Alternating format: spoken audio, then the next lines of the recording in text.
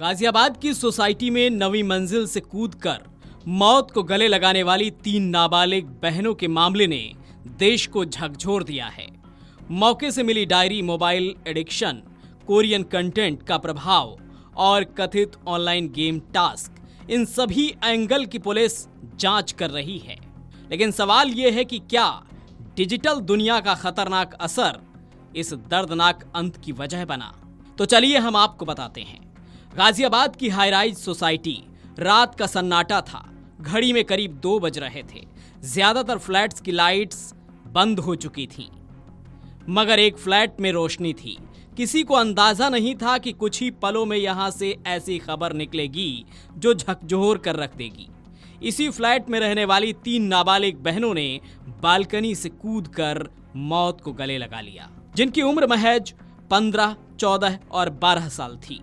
पीछे छूट गई एक 18 पन्नों की डायरी, कुछ तस्वीरें और ऐसे सवाल जिनका जवाब ढूंढने में पुलिस भी जुटी है और परिवार भी।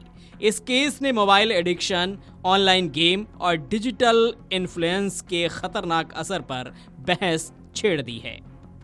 घटना वाली रात करीब 2 बजे बालकनी से तीनों बहनों ने छलांग लगाई। सोसाइटी के कुछ लोगों ने देर रात बालकनी में हलचल देखी, लेकिन जब तक कोई समझ पाता तीनों नीचे गिर चुकी थीं। सूचना मिलने पर पुलिस और एम्बुलेंस मौके पर पहुंची, लेकिन तब तक बहुत देर हो चुकी थी। ये परिवार पिछले करीब 3 महीने से उस सोसाइटी में किराए पर रह रहा था। पिता शेयर मार्केट ट्रेडिंग से जुड़े हैं। परिवार की आर्थिक स्थिति कोरोना काल के बाद कमजोर हुई। पिता की 2 शादियां हैं। घरेलू माहौल, आर्थिक दबाव और बच्चों की मानसिक स्थिति, तीनों पहलुओं की जांच की जा रही है।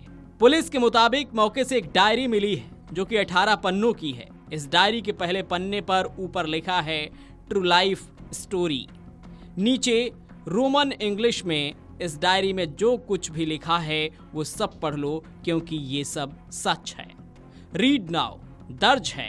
पन्ने के आखिर में लिखा है I am really sorry, sorry पापा, और साथ में रोती हुई लड़की का इमोजी बना है। डायरी और नोट में बार बार एक शब्द आता है कोरियन। लिखा है लो छुड़वाओगे हमसे कोरियन। कोरियन हमारी जान थी। हम कोरियन पॉप और एक्टर्स को बहुत चाहते थे। शादी इंडिया के आदमी से कभी नहीं।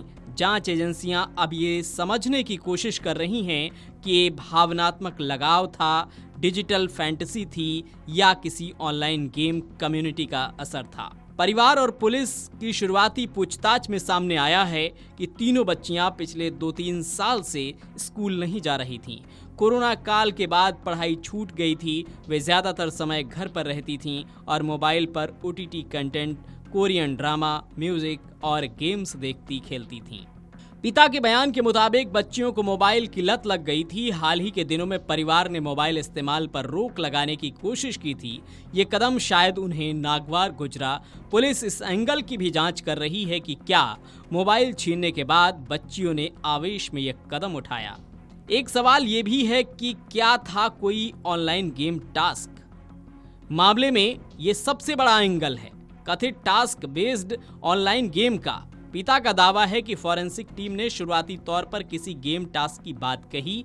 पिता का कहना है कि तीनों बहनें एक ही मोबाइल पर कोई गेम खेलती थीं और उनमें से एक लीडर की भूमिका में थी।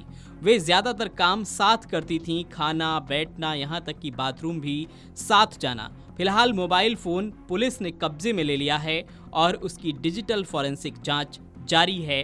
Call log, chat, app history और ब्राउजिंग डेटा खंगाला जा रहा है।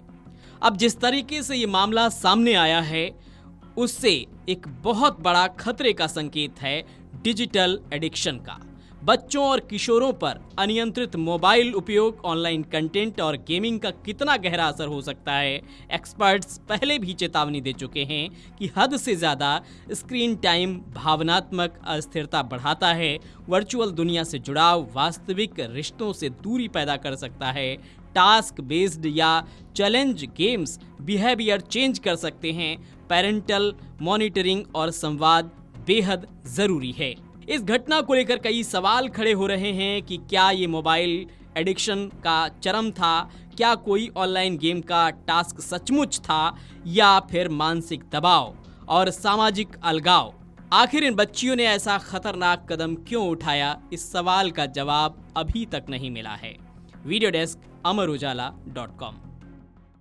आपके राज्य की खबरें, आपके शहर की खबरें सबसे पहले जानने के लिए देखते रहें अमर उजाला। चैनल को सब्सक्राइब जरूर कर लें और पाएं हर अपडेट।